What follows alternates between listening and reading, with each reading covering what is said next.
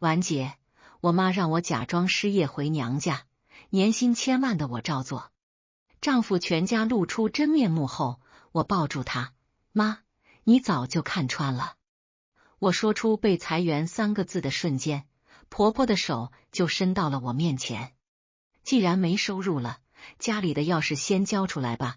她连铺垫都省了，声音干巴巴的，像在通知一件早就该办的事。丈夫程远低头转着手里的玻璃杯，指腹磨过杯沿，一圈又一圈。他没有抬头看我，也没有说一个字。小叔程浩却猛地放下筷子，嫂子，那我下个月的房贷还会正常扣吧？银行那边绑的是你的卡。餐桌上的酸菜鱼还在咕嘟冒泡，红油在砂锅边缘翻滚，像有人把火压在喉咙里不肯出声。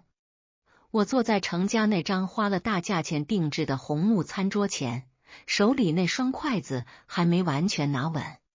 今晚这顿饭是婆婆王美芬临时张罗的，她在家庭群里发消息说，你爸最近血压又高了，一家人坐下吃顿饭，图个团圆安生。可我妈沈慧兰白天在电话里对我说的话，像一根细针扎在我后脑勺上，今晚你就照我说的做，告诉他们你失业了，一句都别多解释，说完了就吃饭。我当时还笑她疑心重，妈，你是不是看太多家庭伦理剧了？她只回了我一句，人嘴上说什么都不算数，你先看他舍不舍得替你吃亏。所以我来了，穿最普通的灰色针织衫，没戴那只婆婆总爱拿去向亲戚炫耀的珍珠胸针，也没拎她逢人便夸我儿媳妇有本事的那只限量款托特包。我进门时，婆婆还热络地拉着我的手往餐厅领，念之来了，快坐快坐，今天特意炖了你爱喝的莲藕排骨汤。她笑得很周全，手腕上那只金镯子碰到瓷碗边缘，叮的一声脆响。那声音我听了7年，以前觉得是亲热，现在才知道是一道被精心打磨过的提示音，提醒我这个家的热络是有价码的。我坐下来，等所有人都动了筷子，才把早就准备好的那句话轻声说出来，公司最近调整部门架构，我这一批被裁了。筷子碰碗沿的声音集体停了一拍。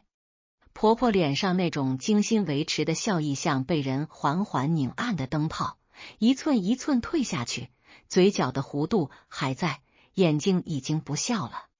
公公程建国本来正夹一颗花生米，手悬在半空。他看了看婆婆，又看了看我，嘴唇动了动，到底没出声。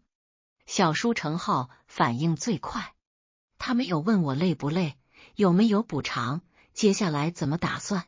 他问的是，嫂子，那我那套房子的月供，你那边没影响吧？我看着他，忽然想起程浩今年31岁，在朋友圈里立的人设是短视频电商新锐，实际上3天打鱼2天晒网。他最常说的一句话是，人不能被稳定绑住，可每个月最稳定的东西，就是从我卡里准时划走的那笔房贷。婆婆把汤勺搁回碗里，勺柄碰在白瓷上，声音有点重，念之，这种事你怎么不早点说？我说今天才正式通知。那补偿金呢？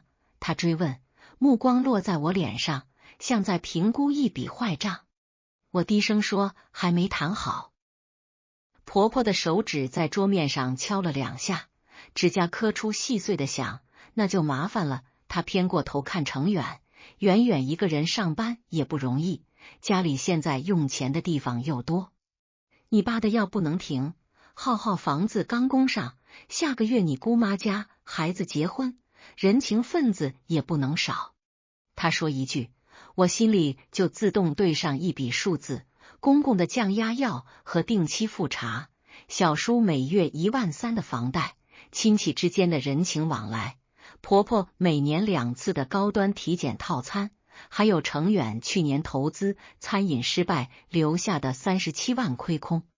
这些开销绝大多数不是从程远的工资卡里走的，是从我这里走的。可婆婆说到最后，只皱着眉看我，像在看一个突然出了故障的提款机。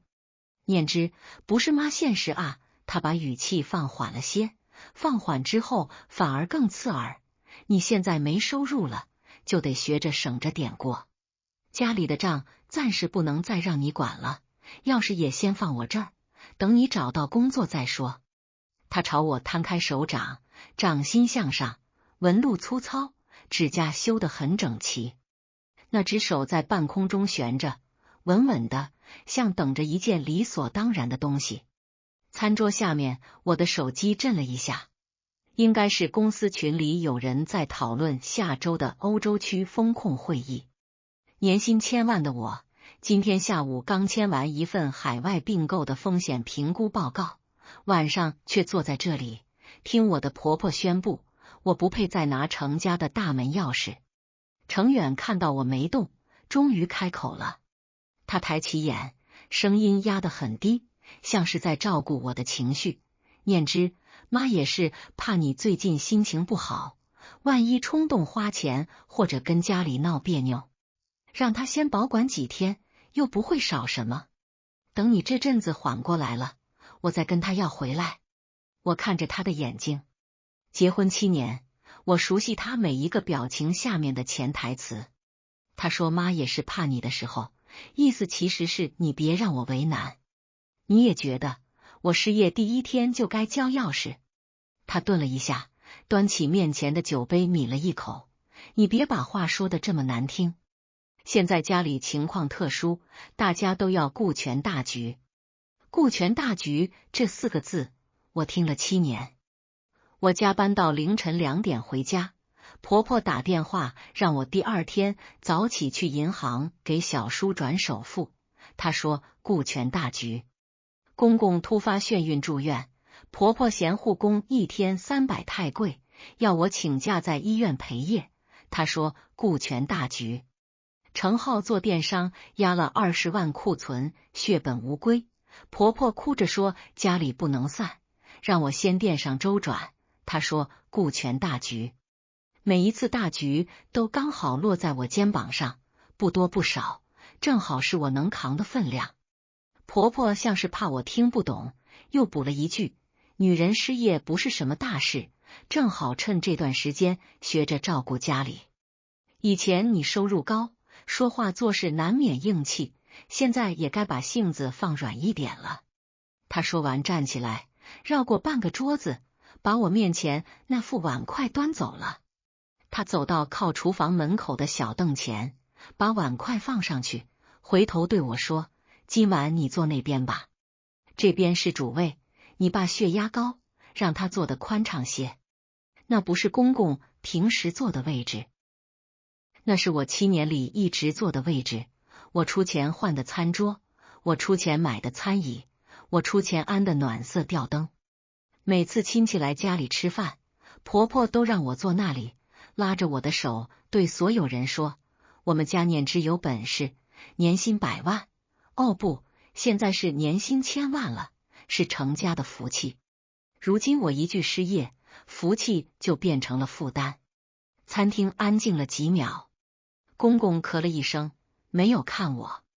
程浩拿筷子戳着碗里的米饭，小声说，嫂子，你也别怪妈，现在社会压力大，失业的人情绪都不稳，妈也是担心你乱来。你那边要是真存了钱，先别乱投资，房贷这种刚性支出不能断。我忽然笑了一下，不是觉得好笑，是终于明白了我妈为什么一定要我回来演这一场。婆婆皱眉，你笑什么？我从包里拿出钥匙，金属齿碰在红木桌面上，啪的一声，轻，却让所有人都抬了头。好，先放你这里，我说。婆婆脸色这才缓和了些，她把钥匙收进围裙口袋里，动作利落，像是早就准备好了那个口袋。然后他的目光又落到我左手无名指的戒指上，像忽然想起了什么。还有，你婚前那些存款，列个数给我吧。不是让你交出来，是怕你现在没工作，心里慌，一时冲动乱投资。妈替你把着关。程远这次没有沉默，他接过话头，念之，你也知道，我妈是老会计出身，管钱比你细致。你让他帮你看看，你也省心。我看着程远，问：那你的工资卡呢？你不是一直说薪水都打到你妈那边去了吗？既然他管钱这么稳，以后家里的日常开销是不是可以从你那边走了？程远的表情明显僵了一下。婆婆立刻接话：远远在外面打拼多不容易，他一个男人身上不能没有钱。再说他的钱以后都是这个家的，你分那么清楚做什么？我点了点头，我懂了。其实早就懂了，只是以前总替他们找理由。婆婆是刀子嘴豆腐心，丈夫夹在中间不容易，小叔还年轻没定性，公公身体不好，不能受刺激。一个人若太想守住一个家，就会把所有不合理的所求都翻译成情有可原。那晚我没有吵，我起身走到厨房门口那张小凳边，拿起被挪走的碗筷。汤已经凉了一半，莲藕沉在油花下面，筷子碰到碗沿时发出一声顿响。我坐下来，就着那碗凉汤吃了几口饭，一粒一粒嚼得很慢。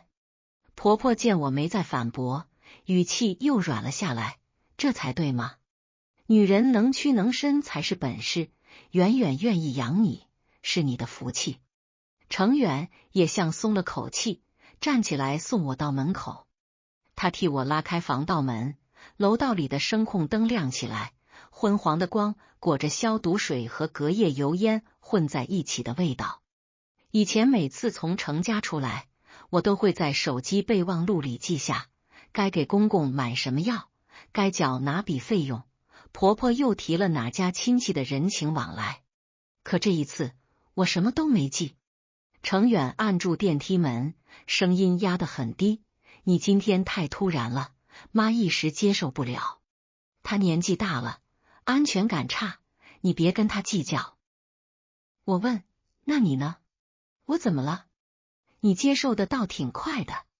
他沉默了2秒，脸上浮出一点不耐烦：念之，我每天上班也很累，你别非要我现在表态。失业不是什么丢人的事，但你要调整好心态，不能因为自己难受就让全家跟着你难受。电梯里的灯白的刺眼，我看着他那张熟悉的侧脸，忽然想起结婚第1年。那年我第一次拿到年终奖，整整7位数，我兴高采烈地买了2张去冰岛的机票，想给他一个惊喜。可机票还没到手，婆婆说小叔程浩准备创业缺本钱。程远搂着我说，以后日子还长呢，旅行什么时候都能去，先帮帮浩浩，他年轻，机会不等人。那趟旅行再也没去成。后来每一次我想提，总会有新的大局堵在路中间。我什么也没再说。电梯到了，我走出去，风迎面灌进领口。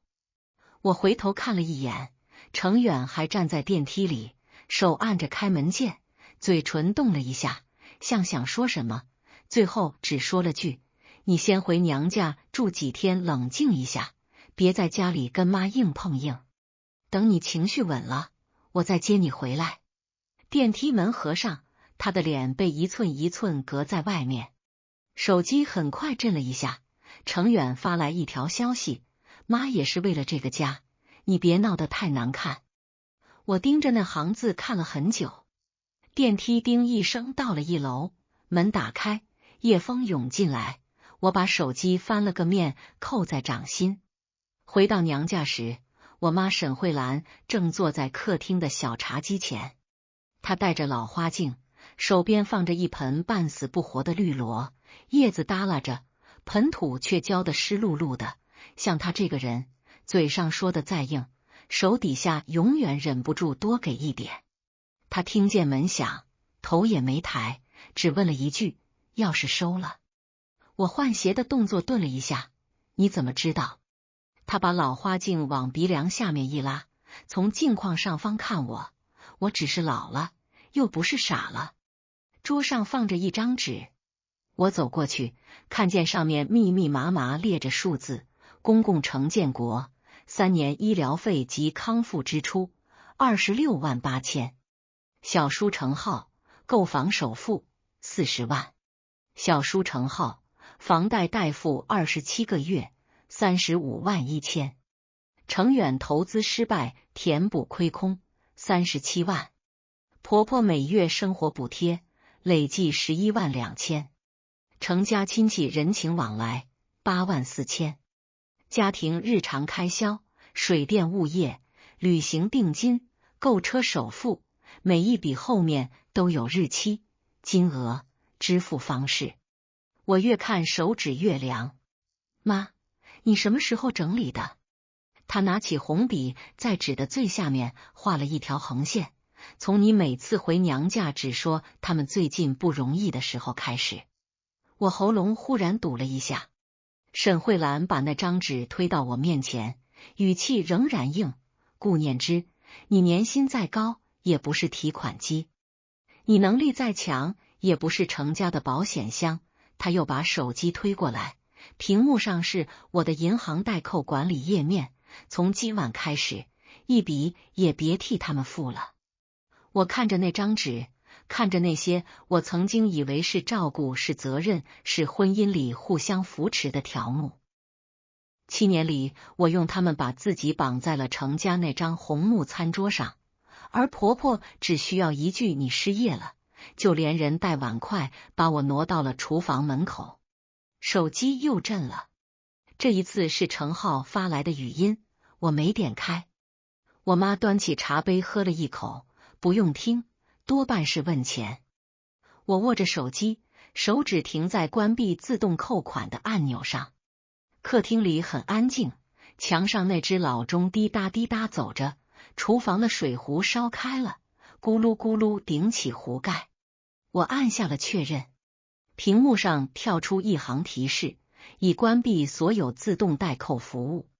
那一刻，我没有觉得痛快，只觉得心里某个撑了很久的地方终于松了一下。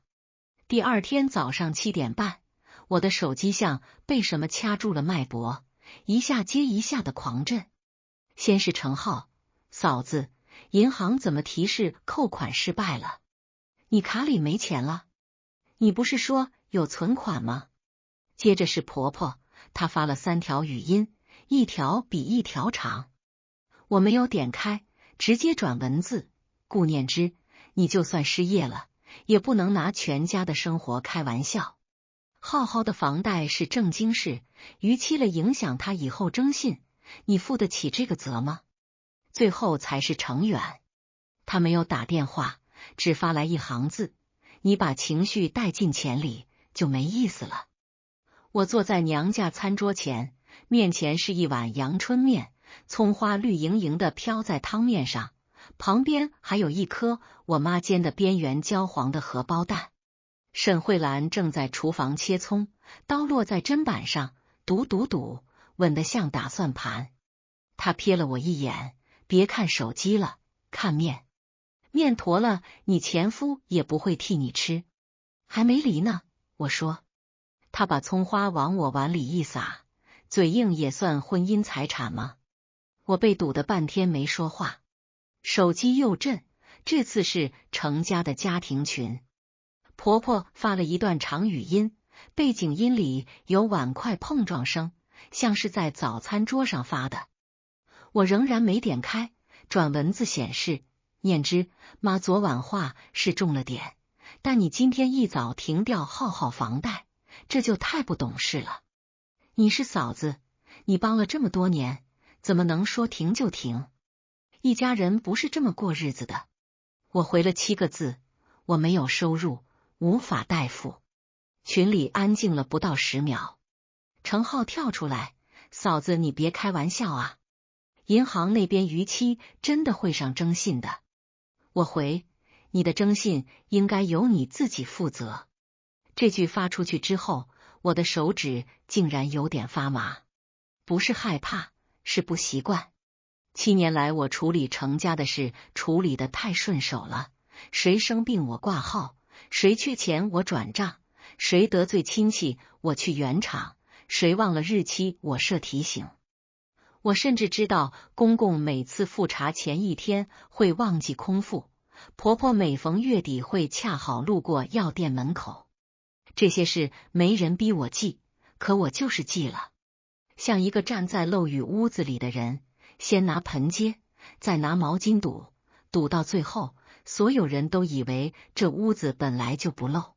上午9点，婆婆亲自打了电话过来，我接了，她声音压得很低，像怕旁边有人听见。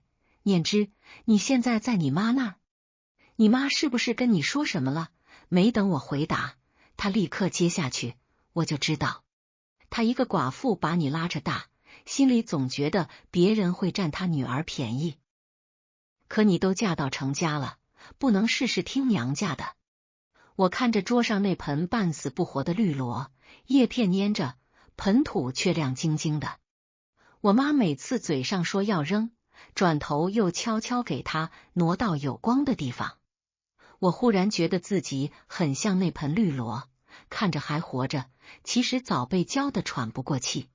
妈，我说，昨天你收走我钥匙的时候，怎么没想起我是程家的媳妇？电话那头顿了一下，婆婆的语气立刻硬了起来，你这孩子现在怎么学会顶嘴了？失业了，心态更要摆正。远远愿意让你回去，你要惜福。他让我回去做什么？做饭、陪诊，还是继续交钱？婆婆吸了一口气，你别把自己说的那么委屈。你赚得多，多承担一点怎么了？难道远远不是你丈夫？浩浩不是你弟弟？我笑了一声，既然是弟弟，那他亲哥哥也能承担。婆婆终于忍不住了，远远的钱有别的安排。什么安排？她没说。其实我知道，程远的工资卡一直攥在婆婆手里，她每月留给自己零花，剩下的钱全交给母亲理财。可程家的大额开支很少从那张卡里走过。以前我问过一次，程远说，我妈年纪大了，手里有钱才安心。你收入高，别跟老人计较。我挂掉电话时，沈慧兰正把一团面摔在案板上，她头也不回地喊我过来揉面。我愣了一下，我还要处理消息，人家都打上门了，你揉面？我洗了手走过去，面团温温地粘在掌心，软塌塌的，不听话。我刚揉了2下，沈慧兰就皱眉，你揉面也跟做表格似的，每一下都要对齐。我低头一看，自己真把面团按成了四四方方一块。他嫌弃地啧了一声，做饭不是审报表，差不多就行了。你这人就是什么都想弄明白，偏偏婚姻里最该弄清楚的，你拖了7年。妈，你什么时候开始怀疑程家的？他把擀面杖往案板上一搁，第一次是你生孩子那年，程远到家里吃饭，第一句不是问你累不累，是问你年终奖什么时候发。他掰着手指头算日子呢。第2次，他妈给你送了一箱苹果，第2天就说浩浩买房差首付。第3次，你高烧烧到39度回娘家，他打电话过来，我以为是问你吃药没，结果他问你记不记得帮他改项目方案。我低着头，面粉粘在手腕上，白了一片。那些事我都记得，可每一次我都替他找了理由。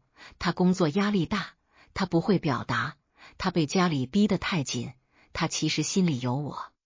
一个女人若太想把日子过好，就会把冷漠翻译成不善言辞，把索取翻译成家庭责任，把沉默翻译成为难。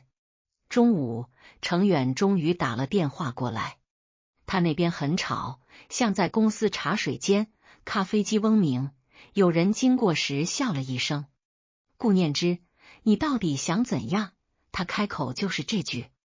我擦掉手上的面粉，我没想怎样，我失业了，承担不起程家的开支了。他压低声音，你明知道浩浩的房贷不能断，所以你可以替他付。我哪来那么多现金？我的钱都在我妈那边，她说有安排，那就请她安排。电话那边沉默了几秒，他换了语气，软下来。念之，我知道昨晚妈做的不对，可你也不能一下把事情做绝。你以前不是这样的人。我以前是什么样的人？他显然没料到我反问这个，停顿了一下才说，你以前懂事顾家，不会在钱上计较。我握着手机，忽然很平静。对，我以前不计较，所以你们才以为我不会翻脸。他的呼吸重了一点，别把话说这么严重。我下午有个项目会，资料里几个数据我看不太准，已经发你邮箱了，你帮我看一眼。晚上我们再好好谈。我打开邮箱，果然躺着他的附件，标题是请帮忙急看。这封邮件太熟悉了，过去7年，程远每次遇到麻烦都是这4个字。他嘴上说我只是做财务风控的，不如他在前台谈客户风光，可每次数据错漏、合约风险、项目边界不清，最后都是我替他排雷。我盯着那封邮件看了3秒，退了出去。我现在没有工作，状态不好，帮不了你。他声音一下变了，顾念之，你别拿工作开玩笑。我也没拿你的工作开玩笑，我只是第一次不替你处理。电话那边忽然安静了，我听见有人喊他的名字，他匆匆说了一句你真要这样，就挂了。下午，沈慧兰把那张支出表重新打印了一份，还翻出一个老式牛皮纸文件袋，袋口缠着2圈白棉绳，像他这个人粗糙却牢靠。这些不是让你去讨债的，他说，是让你看看你到底把多少生活交出去了。我翻着那些记录，从一开始的几千，到后来的几万、几十万，7年婚姻像一条被越拉越长的账单。我翻到最后一页，直角已经卷了边。我妈说，你以为你在养一个家，其实你是在替一群人遮风挡雨，他们舒坦了，就忘了那风雨本来是谁在挡。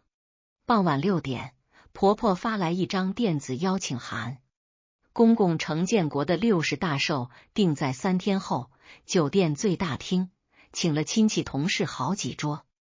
邀请函最下面附了一行额外说明，念之，到时候你上台说几句，感谢远远在你失业后仍然愿意照顾你，也让亲戚们放心，程家不会亏待媳妇。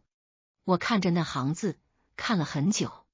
沈慧兰凑过来看完，冷笑了一声，她这是怕别人知道她收了你的钥匙，先让你替她把脸面贴回去。我把邀请函保存了。婆婆很快又发来一条，你那天穿素净点，别让人觉得你失业了还摆阔，态度诚恳些，长辈们都看着呢。我手指悬在屏幕上方，这一次我没有删，没有躲，也没有像过去一样斟酌半天写一段既不得罪人又顾全体面的回复。我只回了一句好，到时候我会把这些年该说的话一次说清楚。消息发出去后，客厅安静了一瞬，水壶在厨房里烧开，啪的跳了闸。沈慧兰看着我，半晌才说，这才像我女儿。我低头看着手里那只沾着面粉的文件袋，心里某个地方不再往下沉了。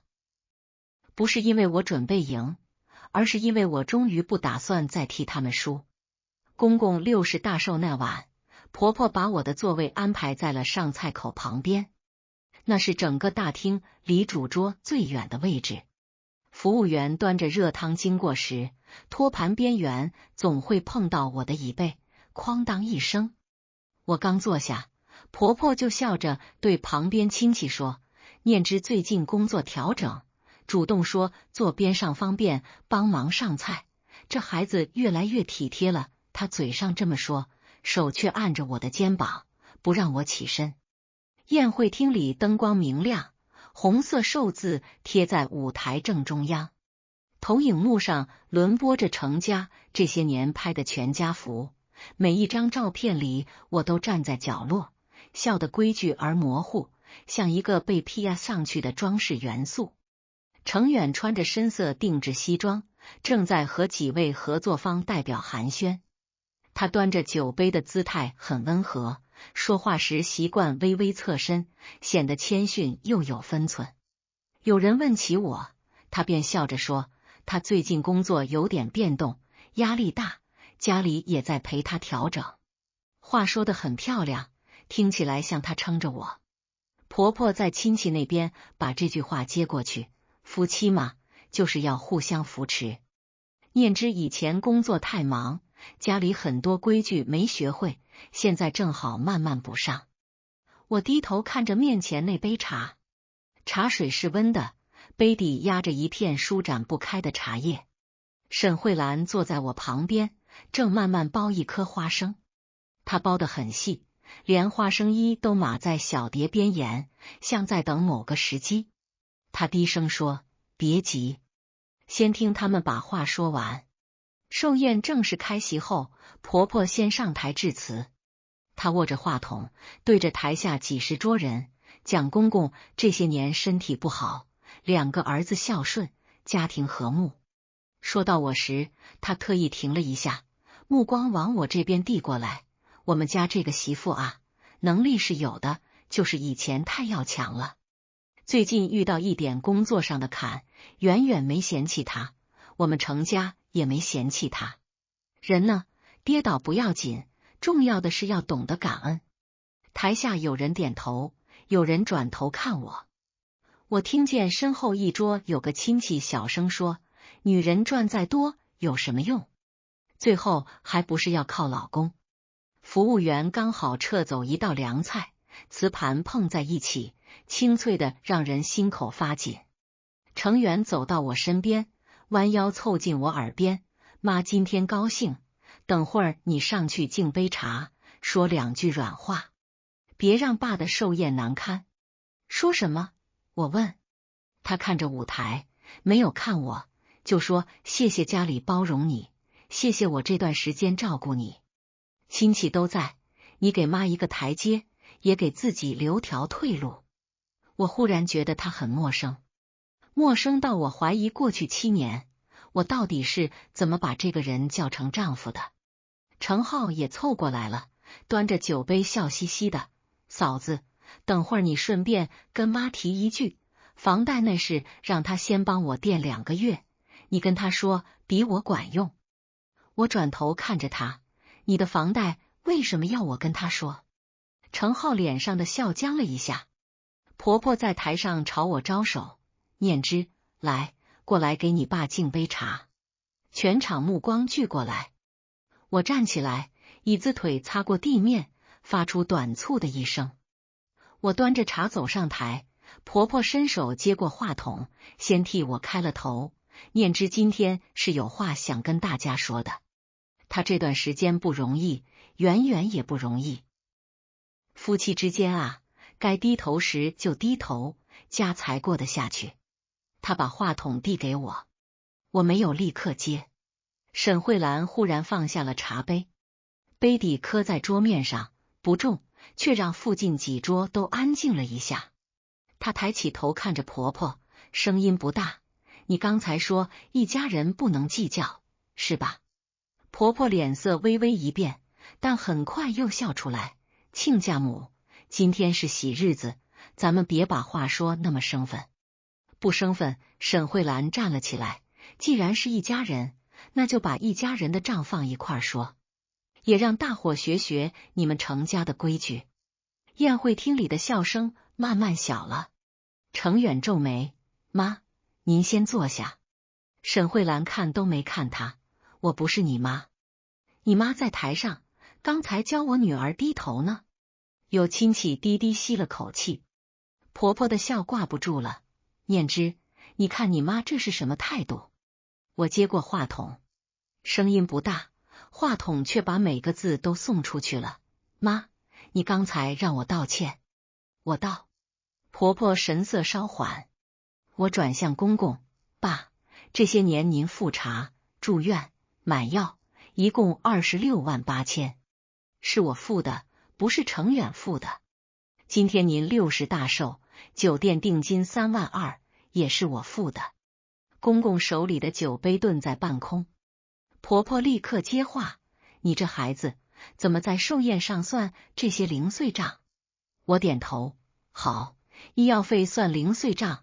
我转向程浩，浩买房首付，我出了40万，后面每月房贷1万3，连续扣了27个月，这笔也算零碎吗？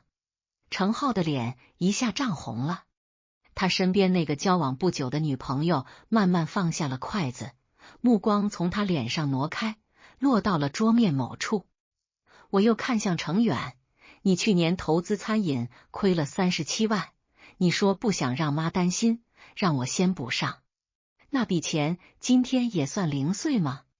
程远终于忍不住上了台，他伸手想拿我的话筒，念之，有些事私下说，夫妻之间非要分你我，就没意思了。我侧身避开了他的手，夫妻不分你我，那你的工资卡为什么一直打到你妈那里？你的奖金为什么从没进过家庭账户？你说你养我，可这7年家里水电物业、医疗人情、房贷债务，哪一笔是你养的？他那位合作方代表原本身子放松的靠在椅背上，现在慢慢坐直了，拿起手机看了一眼日程，像在重新评估某件事。婆婆一把抢过话筒，顾念之，你赚得多，多出一点怎么了？女人嫁进来就是要替这个家着想，你以前自愿给，现在拿出来说是什么教养？我没和他抢。我等他说完，才从包里拿出手机，点开一份文件，把投影切一下。我对酒店工作人员说，屏幕上原本在轮播全家福，很快切成了一张清清楚楚的表格，不是银行流水，是一份按年度、按人头分类的家庭支出明细，每一笔后面都有日期、用途、转账备注。我说，对，我以前是自愿的，从今天起我也自愿停止了。程浩急得站了起来，嫂子你不能这样，房贷一停我征信就完了。你的征信应该由你自己负责。我平静地说，我不是银行，也不是你哥送给你的第2份工资。婆婆气得嘴唇发抖，程远，你就让他这么欺负你弟？程远脸色难看，还在试图维持体面，念之，你今天做得太过了。我知道你失业以后心情不好，可你不能把所有压力都发泄在家人身上。这句话落下的瞬间，我听见沈慧兰轻轻笑了一声，不是得意，是失望到了底。我转向程远，我今天才知道，原来我真的失业了。他眼神一跳。我点开另一个文件夹，里面是他这些年发给我的邮件和消息截图。投影幕上跳出第1页，程远，这是你3年前的客户方案，我替你标出的风控漏洞。第2页跳出来，这是前年你合同条款写错责任归属，我半夜2点替你改出来的版本。第3页，这是去年你投资失误后，让我帮你和对方重新谈判还款安排的聊天记录。第4页，这是昨天你以为我失业了，仍然发来让我帮你急看的邮件。我看着他，你在亲戚面前说你照顾我，在公司面前说你一个人扛着这个家，那这7年到底是谁在替谁撑着体面？程远脸上最后一丝血色也褪干净了。他那位合作方代表已经站起来，没说什么难听的话，只是拿起手机走到走廊去了。程远压低声音，近乎咬牙：“你把工作上的东西拿到私人场合说，这很不合适。”“不合适？”我说，“你拿我的能力当自己的底气，在客户面前撑场面的时候，合适吗？”宴会厅里只剩空调低沉的送风声。公公终于放下了酒杯，声音有些哑：“远远，你妈说你工资都在她那里，那我的医药费怎么一直是念之在出？”婆婆急忙插嘴：“老周，今天你别听她挑拨，她就是现在没工作，心里不平衡。”我抬头看向她：“我没有失业。”5个字说完，全场连椅子挪动的声音都没有了。婆婆僵住了。程浩张着嘴，程远盯着我，像第一天认识我。我说：“我只是请了一段短假，我妈让我回来说自己失业，我照做了。”婆婆尖声叫起来：“你设局！你居然设局试探我们！如果我今天真的失业了，你收我钥匙，要我列存款，让我上台道歉，就都合理了吗？”婆婆被堵得说不出话。程远忽然提高了声音：“顾念之，你毁了我爸的寿宴。”“我毁的是寿宴，还是你们撑了太久的脸面？”他的嘴唇动了动，没答上来。沈慧兰这时才不紧不慢地走上台，她没有碰话筒，只站在我身边，对婆婆说：“你们一直说一家人别计较，可我女儿刚说没收入，你们计较的比谁都快。”婆婆想反驳，却看到台下那些亲戚没有一个立刻附和她。刚才最爱说女人要顾家的二姑正在低头舀汤，大姑把手机反扣在桌上，不再看屏幕。程浩的女朋友拎起包，轻声对他说：“房贷的事，我觉得我们得重新谈谈。”程浩脸色惨白：“你别听我嫂子乱说。”女孩看了他一眼：“他有表格，你只有嘴。”公公把我打印的那份账目拿了过去，他一页一页翻，翻到后面手开始抖。他抬起头对2个儿子说：“从下个月开始，我和你妈的医药费、生活费，你们2兄弟平摊，谁也不许再找念之。”婆婆急了：“老周，你怎么也跟着他胡闹？远远压力多大，你不知道？”公公第一次对他沉下了脸：“那念之压力就不大。”婆婆愣住了，这句话也许是她这辈子第一次听见有人在程家的饭桌上替我问。程远伸手来拉我：“念之，我们回去说。”我把钥匙放在桌上，金属碰到了玻璃转盘，清脆一声，和那晚婆婆收走它时一样。只是这一次不是她剥夺我进门的资格，是我不要了。婆婆盯着那串钥匙，声音发颤：“顾念之，你今天走出这个门，就别后悔。”我看着她，又看向程远：“你们失去的不是我的钱，是那个不管受多少委屈，都会替你们把日子撑住的人。”我停了一下，可惜他今天不在了。说完，我把话筒轻轻放回桌上。我没有哭，也没有加快脚步，我只是走下台，挽住沈慧兰的手。她的掌心粗糙，指尖有常年打算盘留下的薄茧。她嘴上刻薄，手却在我胳膊上轻轻拍了一下。宴会厅门口，服务员替我们拉开门。走廊很亮，地毯吸住了脚步声，把身后所有慌乱都隔开了。门合上前，我听见婆婆第一次失控地质问程远：“那以后这些钱到底谁来出？”没有人回答她，只有主桌上那串钥匙在转盘慢慢停下时，轻轻晃了一下。寿宴之后，程家并没有立刻垮掉，酒店照样结了尾款，亲戚们照样在群里发了几张合影，公公那个写着寿字的红包也照样被婆婆收进了手提包夹层。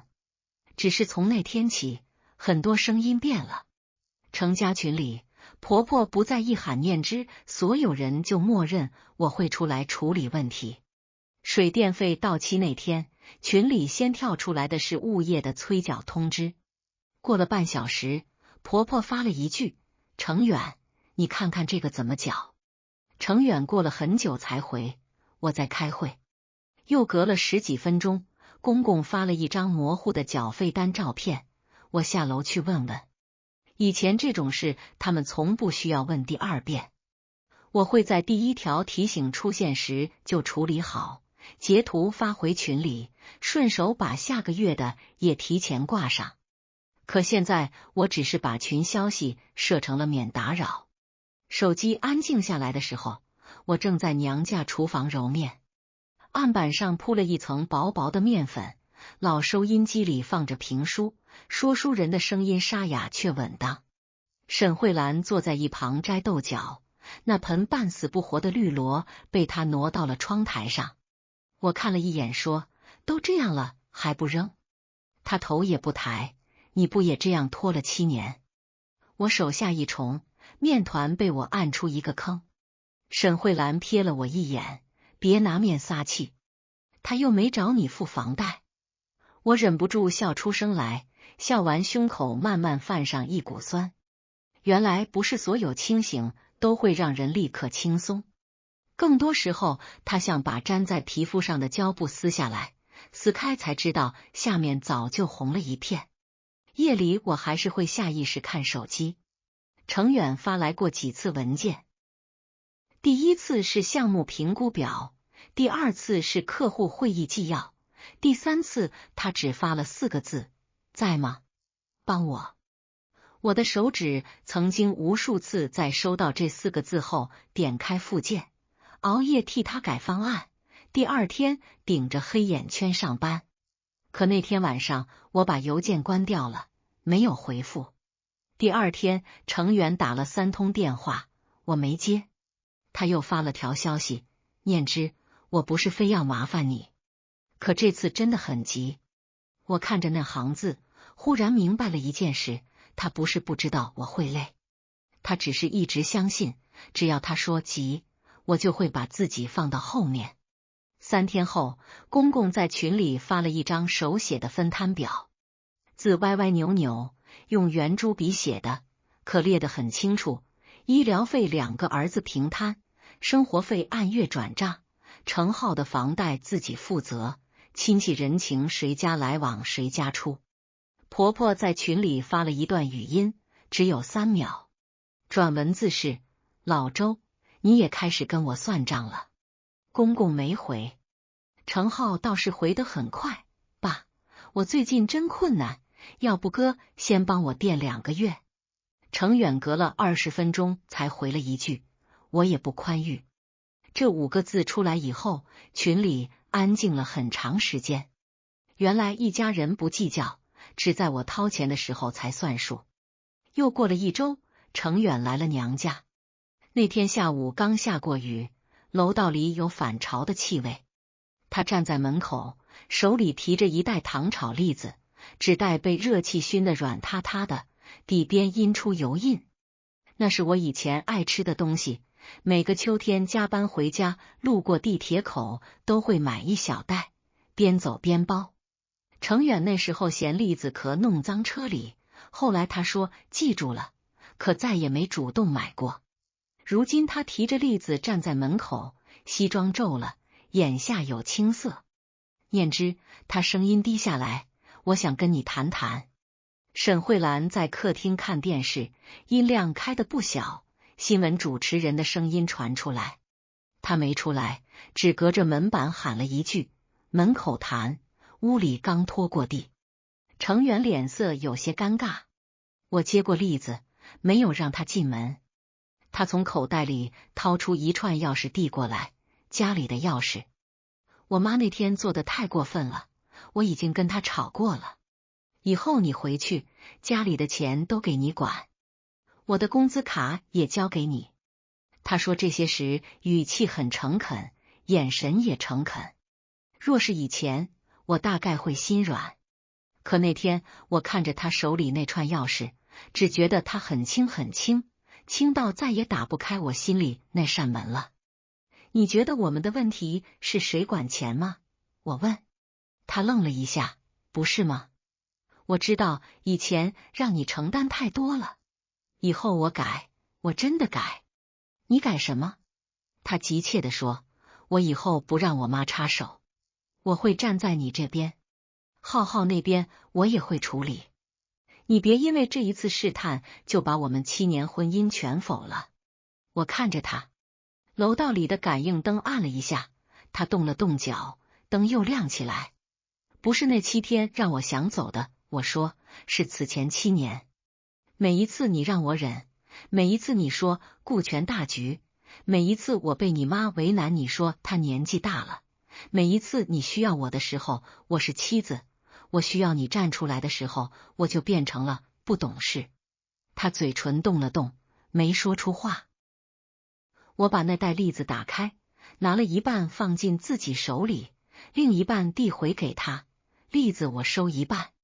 以前我确实喜欢吃，然后我把钥匙放回他的塑料袋里，钥匙你拿回去，那不是我的家了。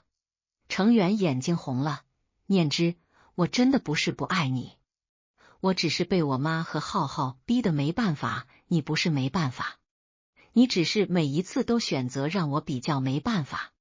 这句话说完，他整个人像被抽掉了力气。楼道里有邻居拎菜上楼，塑料袋窸窣作响，看了我们一眼，又很快移开目光。日子就是这样，不会因为谁的难过就停下来等他。他最后问，那我们真的回不去了？我没有回答回得去或回不去，我只说，以后你的工作你自己处理，你父母你和浩浩一起照顾，你成家的体面你们自己撑。他站在门口很久，风从楼道窗口灌进来，他手里的纸袋微微晃动。最后他慢慢转身下楼，脚步声一级一级往下，越来越轻，直到听不见。我关上门，沈慧兰坐在餐桌边，把面团推到我面前，今天的面你自己揉。我坐下来，手掌压上去，面团还是黏，还是不听话，可我这一次没有急着把它揉成方方正正的形状，由着它歪着、塌着，贴着案板慢慢舒展。沈慧兰剥了一颗栗子，吃完皱了皱眉，太甜了。我看着她，忽然伸手抱住了她，她身体僵了一下，嘴上还是不饶人，可手在我背上拍了拍。我把脸埋在她肩上，低声说，妈，你早就看穿了，对不对？她沉默了几秒，我看穿有什么用？得你自己不想再骗自己才行。窗台上那盆绿萝还是半死不活，叶子垂着边缘发黄。可我不再想着怎么把它救活了，有些东西能不能活，得看它自己的根。人也是。后来我回到公司，照常开会，照常改报告，一切清清楚楚。只是下班后，我不再替程家查账，不再帮程远改文件，不再为婆婆的语音皱眉，不再把任何人的麻烦默认成自己的责任。我把周六下午空出来，陪沈慧兰去菜市场买菜。她为了2毛钱跟摊主讲价，讲到最后1分没少，但多拿了一把香菜，得意的像赢了什么了不起的大事。回家的路上，手机震了一下，程远发来一句，我现在才知道家里少了你，真的不一样了。我看完，按灭了屏幕，没有回。风从街口灌进来，塑料袋轻轻晃荡，香菜叶擦过我的手背，有一点凉。我突然明白了，原来离开一段关系，不一定要大吵大闹，也不一定要让谁跪下来道歉。有时候只是你终于不再回头替他们关灯了。有些人不是在你落魄的时候变了，而是在你停止付出之后，终于不用再装了。